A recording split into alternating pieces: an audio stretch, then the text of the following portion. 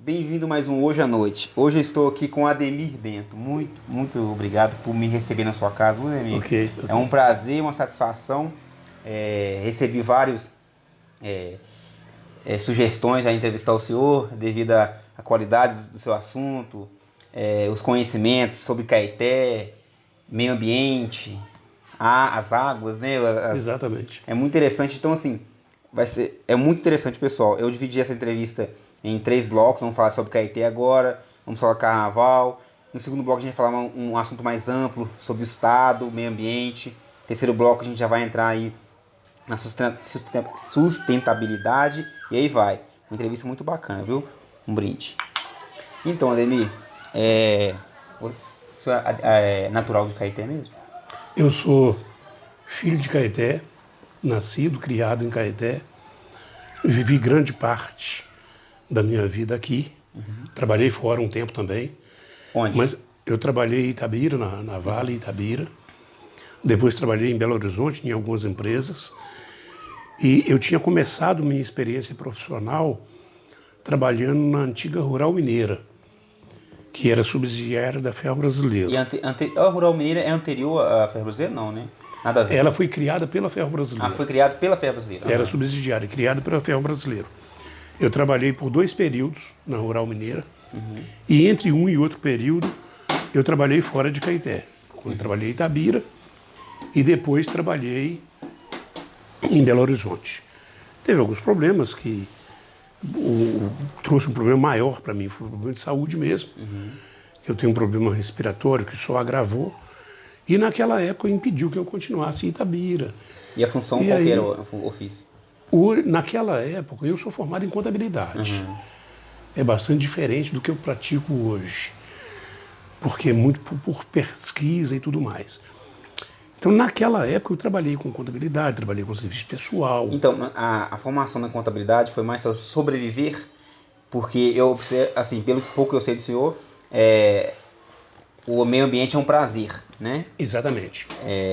Então, a contabilidade então, na época então foi meio que, peraí, eu ainda não sei muito bem o que eu quero na vida, então eu vou ir pelo que eu tenho um pouco de afinidade, a contabilidade, é isso? Na verdade, aconteceu, foi até curioso. É que a escola profissional em Caeté era o Senai. Senai. E no Senai tinha os cursos profissionalizantes, mas aqueles que seriam para atender as necessidades da siderúrgica. Com o meu problema respiratório, eu não podia ficar exposto à poeira. Sim. Então eu tive que... Qual foi a opção para mim fazer naquela época? Eu tinha um curso no Senai, que era o curso de auxiliar de contabilidade. E só fazer um link aqui, essa época também, imagina aí, 1970, mais ou menos? No 66. 66. Também não havia muitos cursos também voltados ao meio ambiente, né? Imagina que Não. né? Não, naquela época, o Caeté foi pioneiro com o curso técnico metalúrgico. Eu falo assim, em geral, o Brasil, por estar numa fase de industrialização mais forte, Exato. né? Entrada da economia e tal. Então, ditadura militar, inclusive, né? E aí veio uma necessidade. Porque na época apareceu assim, quase que numa mesma época, apareceu a demanda por segurança do trabalho. Aí apareceu os cursos técnicos de segurança do trabalho. Havia muito acidente, no caso? Muito acidente, muito. Então, assim, morreu muita gente, então, né? Nós fomos, assim, testemunha. Eu, quando fui para a Rural Mineira, eu fui em 67, em 1968, a empresa contratou uma assessoria de uma empresa de São Paulo para fazer uma avaliação da reserva florestal. Era um negócio inédito na região. É mesmo? Então, porque era medir a quantidade de madeira em pé. E era com base em que? Tinham anotações, medições, mas o cara media o rodo no tronco da árvore e com o aparelho ele media a altura. Então ele fazia como se fosse cubano, era cubar a quantidade de madeira que tinha naquela árvore. Isso aí para fazer um estudo e uma projeção de o que tinha para produzir X metro de carvão. Naquela época, o processo de fabricação de carvão. Então, mas o senhor já estava atento já a esse... Então, na época você já tinha essa ideia já de meio ambiente e tal? Não, eu comecei a processo, pegar né? aí. Aí você já teve meio que informação quanto estava Eu comecei a acontecendo, né? ver que, na verdade, aconteceu uma outra coisa interessante. Eu falo que o meu primeiro incentivador foi meu pai. Meu pai, Como é que é o nome dele? Hermes Martins Bento. Meu Ele pai... trabalhava também na... Não, meu pai trabalhou como pedreiro refratarista na antiga Cerâmica Nacional, Cerâmica João Pinheiro. Pertinho, nós estamos aqui gravando bem próximo. O meu pai, o passatempo dele, ele era filho de português. É mesmo? Tinha uma habilidade muito grande em cantaria. O pai Como é que dele... é cantaria? Cantaria é você moldar a pedra para fazer as construções de pedra seca. Ah, sim, entendi. Na época não existia. O concreto que tem hoje, Pode vir. naquela época era tudo Muito feito... obrigado. Ô, gente, é porque meu café não tá muito bom hoje não, tá? Aí eu tava... Como é que é o nome da senhora? Tem algum problema com você aparecendo na imagem? Mas o meu avô era português. E ele veio para Caeté, ele veio de Portugal, parou em Ouro Preto, e ele foi buscado em Ouro Preto. O João Pinheiro. É mesmo? Ó. O João Pinheiro, na época, no início de 1900 ele morreu em 1908, João Pinheiro. Antes disso um pouco, ele abriu uma possibilidade de negócio para ele, que era fornecer para o governo do estado Obrigado, viu? o que eles davam o nome de ladrilho. Ladrilho era um refratário para revestimento de passeio. Ele pegou a cerâmica, aqui era a única em Minas, era a referência que tinha. Eu vou ter que cortar, senão vai parecer como um trabalho infantil. Tô brincando. Mas então, esse fornecimento de material para revestimento da passeios da Praça da Liberdade, tudo saiu daqui. É mesmo? Daqui de Caeté? Daqui de Caeté, era produzida a cerâmica. Eu não sabia. E saía... A cerâmica ela foi fundada para produzir porcelana. Eu já vi imagens, já vi algumas fotos antigas. E derivou para outra alternativa. Então... E como não tinha meios de transporte, todo esse material era transportado de forma muito arcaica, em lombo de burro. E essa história, quem contou pro senhor, o pai do senhor? Meu pai. Carro de boi. Por Sabará? Por Sabará. Aqui, só uma dúvida, só um flash aqui. A primeira estrada é a da 381, né? Para depois da Serra, para depois a de Sabará, né? Na verdade... Eu imaginei assim, por ser a de Sabará é mais antiga, né? Sabará, a primeira ligação Caeté-Belo Horizonte foi por Sabará com a MGT 262. E a cidade de Caeté, o que forçou mais a criação da cidade de Caeté, e na verdade foi os garimpeiros da época, eles viam a Serra da Piedade como uma serra resplandecente, que talvez tivesse diamante, e aí eles subiram o rio para chegar à Serra da Piedade. Hoje você tem muitas ruínas. E derivou também no sentido Morro Vermelho, que aí veio Viracopos, que é um outro negócio que a gente vai falar, coisas desse tipo. Mas então, voltando à questão... Voltando à cerâmica. Voltando à cerâmica, esse material ele saía daqui dessa forma artesanal, era tropa, carro de boi, levando material para Belo Horizonte. O João Pinheiro, o visionário que era, ele bancou um ramal ferroviário para trazer, porque até Sabará ia de carro de boi. Lá embarcava no trem para ir para Belo Horizonte. O que ele fez? Ele pegou o ramal ferroviário de Sabará e ligou a Caeté. Nessa época veio meu avô para fazer toda a estrutura de cantaria. Túnel, ponte, era tudo em arco. Então, praticamente, então a gente pode concluir então, que a história da família do senhor começou então com o avô do senhor vindo para prestar serviço. Exatamente. E aí, o meu pai, nascido aqui, pegou com ele essa cultura. E naquela época, o passatempo, meu pai era músico autodidata, aí nasceu a ideia nossa do carnaval, da seresta, da lua cheia, tudo para resgatar esse tipo de coisa. Você já tem, e isso ainda lembra Piquititim, pequenininho, lembra de toda a história. E aí o passatempo do meu pai era chamar a gente para passear na roça. Eu comecei a pegar as primeiras lições com ele, e eu falava com os meninos agora mesmo ali, os meninos do colégio estadual, porque o meu pai, quando ele saía com a gente, ele pegava. A gente via fezes de animal silvestre nas trilhas, no mato. Falava, vou te mostrar um negócio aqui. Com 2 varetazinhas, ele desmanchava aquelas fezes ali e mostrava aqui, ó, semente disso, semente disso. Interessante, hein? Isso aqui... Então aí praticamente foi meio que a luz, então, praticamente. Foi a luz. Vem daí, né?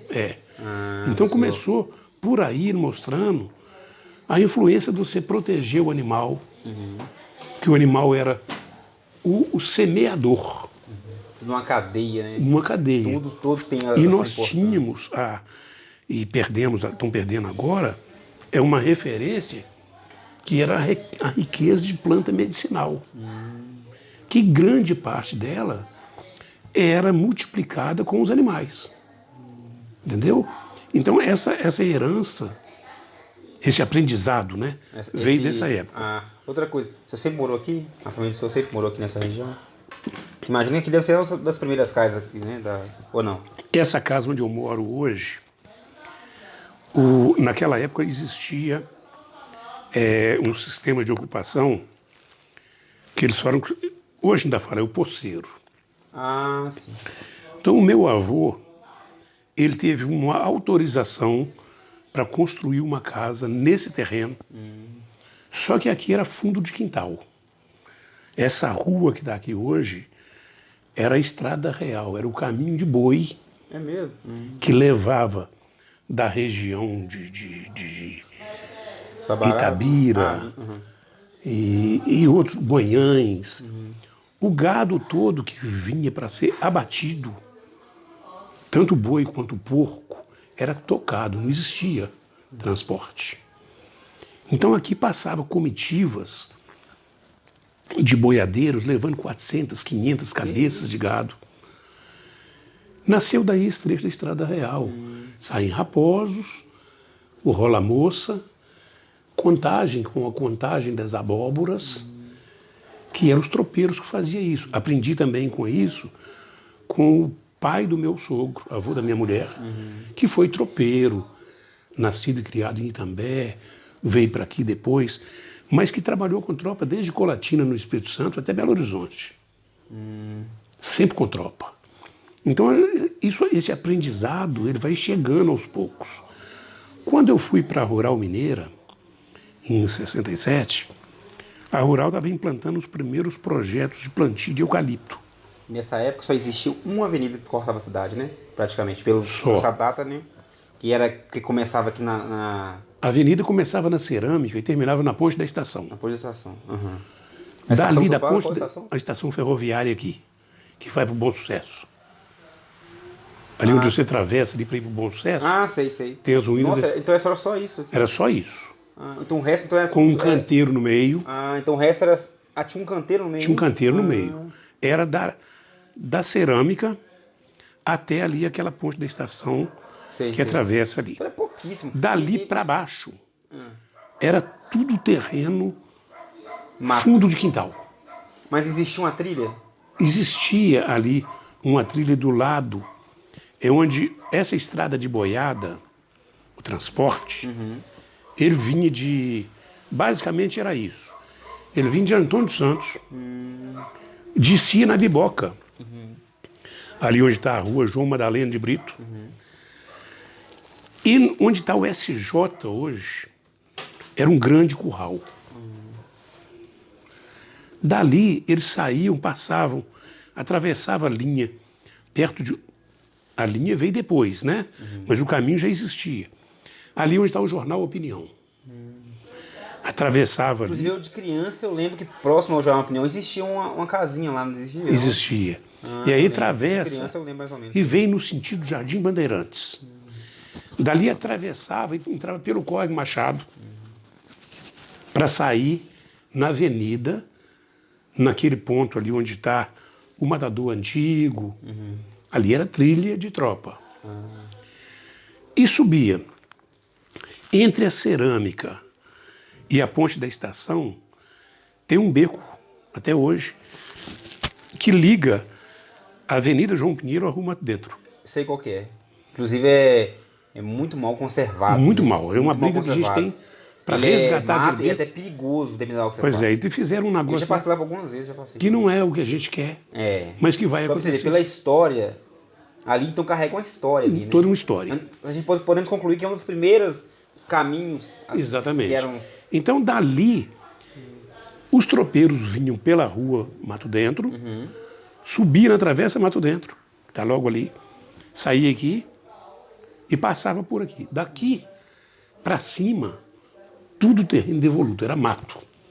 Até Morro Vermelho. Uma dúvida que eu tenho, acho que muitas pessoas devem ter. Se eu não tiver vontade para falar, você não precisa falar não, tá? É meio que forçando. A sequência dos bairros, lógico, o centro é o primeiro bairro. O senhor lembra mais ou menos como que não surgiu? Olha, a ocupação... Isso, A ocupação, ela começou em José Brandão.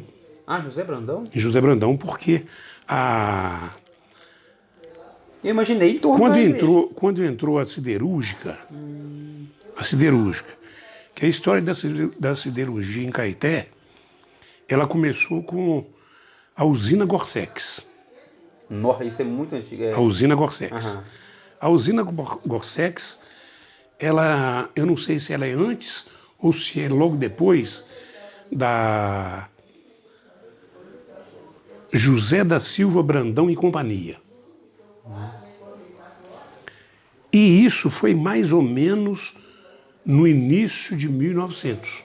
Entre 1908, quando João Pinheiro trouxe a ferrovia até aqui, e 1926. Então, em quantidade, as casas ficavam em José Brandão. Porque, na verdade, o que aconteceu? Já existia uma discriminação desde aquela época. É mesmo? Porque o José Brandão tinha a usina e o bairro europeu. Era a nata. Ainda não existia a casa dos barões, não? Era a nata, os barões estavam no bairro europeu. O bairro americano eram os intermediários. Meio que a classe média. Tá? Classe média. E o Campo Miranda, a ralé. É mesmo? Então tinha essa separação. Um único clube náutico era a SAC. Tinha uma piscina, ficava no bairro europeu. O ferro brasileiro, eles criaram um clube social dos funcionários para a turma da ralé.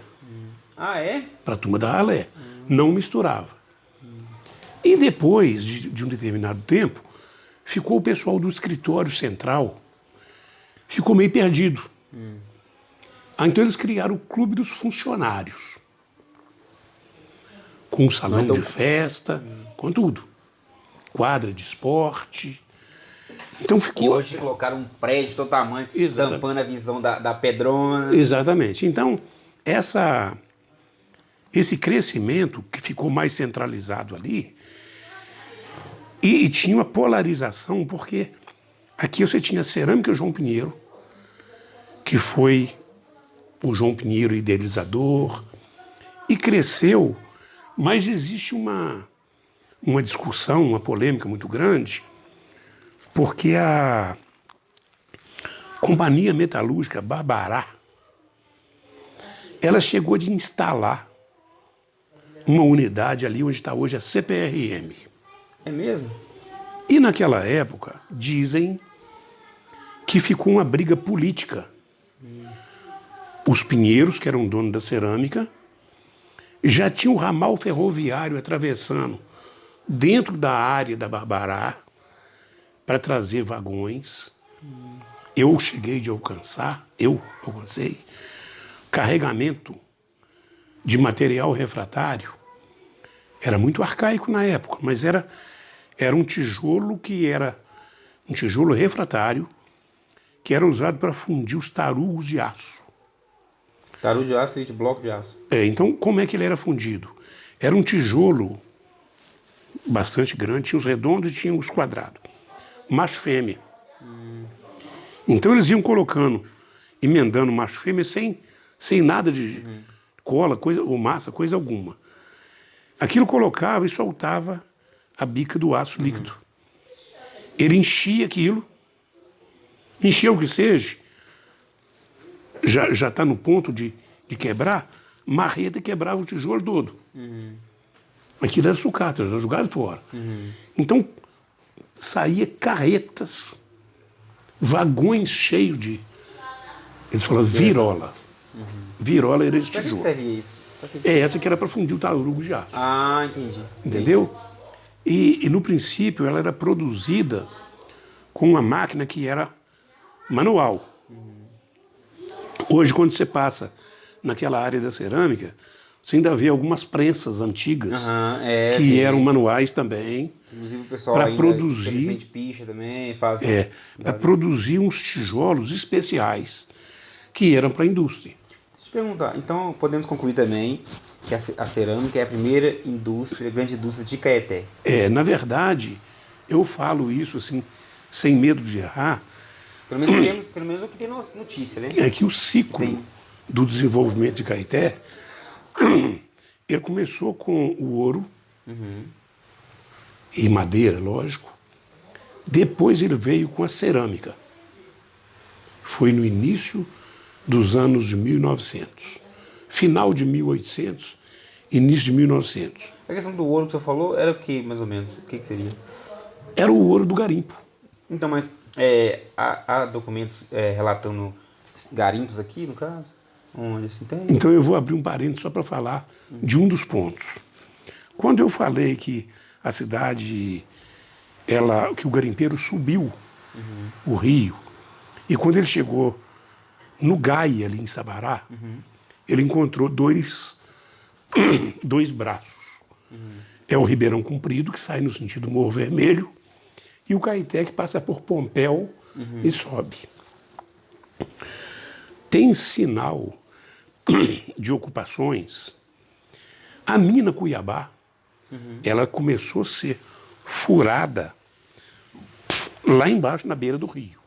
Inclusive tem uma ruína lá, né? Porque eu não tive oportunidade, já me relataram que existe Tem uma muitas ruína. ruínas. No meio do mato mesmo, existem coisas lá. Tem umas ruínas que nós estamos tentando ver se a gente consegue buscar mais informações, porque de Pompéu para cima, você encontra algumas ruínas na beira do córrego e que indicam que aquilo foi uma estrutura para um segundo pavimento. Aquela estrutura de pedra. Falta incentivo cultural e falta financiamento público e PPP para esse tipo de coisa? Para levantar isso e trazer. Porque na verdade... Tem um alto custo, porque você precisa de... precisa de profissionais, precisa de... Na verdade, para nós aqui que estamos em Caeté, nós não preocupamos muito com essa parte lá de Pompéu. Porque lá é... De Sabará, não. Porque tem um registro para nós que é muito importante.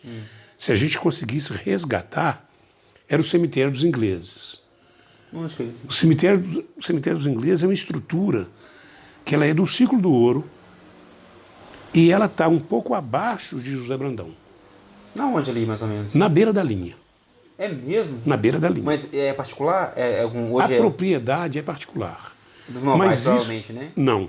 Não? Essa propriedade hoje ela está numa região que eles falam que é a Fazenda Camboeiro. Camboeiro. Então pelo menos não é ocupada, não tem ocupação, não é urbana, então. Não, lá é área rural. Não, então dá pra... Então nós já começamos a fazer um trabalho E aí entra a questão que eu citei da arqueóloga. Mas existe, por exemplo, o senhor que conhece o local mais ou menos, chegando lá, dá para visualizar alguma coisa? Dá, É mesmo? dá. Tem umas construções antigas que a parede ela deve ter em torno de 80 centímetros de largura. Que? É mesmo? Tudo em pedra. Aí, ó, isso aí depois eu vou até pegar mais informação, que eu quero ir nesse lugar e filmar. Gostei desse... O que nós estamos Provavelmente tem tentando que achar fazer. autorização também, que é o particular, né, O lógico. que nós estamos tentando fazer agora, lá você passa tranquilamente. É mesmo? Passa tranquilamente. O que nós estamos querendo fazer agora é porque eu trabalhei durante esses últimos anos, e aí que eu tenho todas essas informações, é que em tudo que me procurou, assim, você não quer participar? Vou. E aí eu fui convidado para participar dos estudos para a elaboração do plano diretor de Caeté. Isso há 10 anos. E como eu tinha essa experiência e o conhecimento da área rural, que eu adquiri na Rural Mineira. E só uma coisa, essa história de Caeté, ela é adquirida com os pais, com os antecedentes do senhor, e também documentação também, no caso? Busquei alguma coisa, tentando Porque tem buscar muita uma coisa que não informação. tem documentação, inclusive, né? Não há É. documentação para muitas coisas. Então aí, o que eu fiz já quando eu fui vereador, que já estou atropelando um pouco. Quando eu fui vereador, eu via que tinha algumas coisas em Caeté, uma delas era o cemitério dos ingleses, a outra é as ruínas do Viracopos, as ruínas do Cutão, as ruínas da fazenda Luiz Soares e as ruínas de São Gonçalo, da igreja de São Gonçalo. Aqui em Caeté? É. Essa não sei. Rua Essa de São eu tenho, Gonçalo. Não, onde que ela é? eu tenho foto dela. Não, onde que ela é? Na estrada que vai ligando Caeté a Sabará, logo depois do Maiuei, do lado direito. É mesmo? Tem uma estrutura lá, hein? Não, muito próximo aqui. Tudo jogado no chão. Não Daqui existe. dá pra ir a pé lá, se for pensar. Dá para ir a bem. pé. Então, na verdade, esses registros, e somado a isso, ainda tem no topo do Morro do Serrote. No topo. Que hoje está sendo ocupado, também uma parte está sendo ocupada. Naquele alto ali, tem registros, você pode ir lá fotografar, pedras que foram moldadas Eu filmei lá, eu gravei isso. para a construção da igreja. Ah, aí você já não sabia. É mesmo? Então, e daí é que não tem registro, mas sugere que o nome Serrote é que onde as pedras foram serradas. Aqui, só fazer um aspa aqui rapidinho. Eu falei ocupada, mas eu não sei, lá é legalizado? É ocupação desordenada. É desordenado. É porque eu não sei, talvez... Porque lá é área rural, É isso que eu imaginei. está sendo desmembrado também de forma errada. Então tá ocupada mesmo. Né? Tá ocupada mesmo, tá. Aham. Então, Aqui, na verdade, esses registros eu via numa ilusão danada, mas eu via que precisava de você ter um controle. abandonado. Em geral, ele está abandonado. Abandonado. Né? É a história que está sendo... O Morro do Serrote, com tudo isso aí, eu via como um potencial muito grande para você explorar a biodiversidade que tem naquela região, com a quantidade de plantas medicinais, e mais esse registro histórico da construção da igreja. Só fazer um aspa rapidinho. Pessoal, fazer um intervalo, 1 minutinho. Nós vamos voltar no assunto da igreja. Nós estamos falando do Monserrote. Um segundinho, tá? Até daqui a pouco.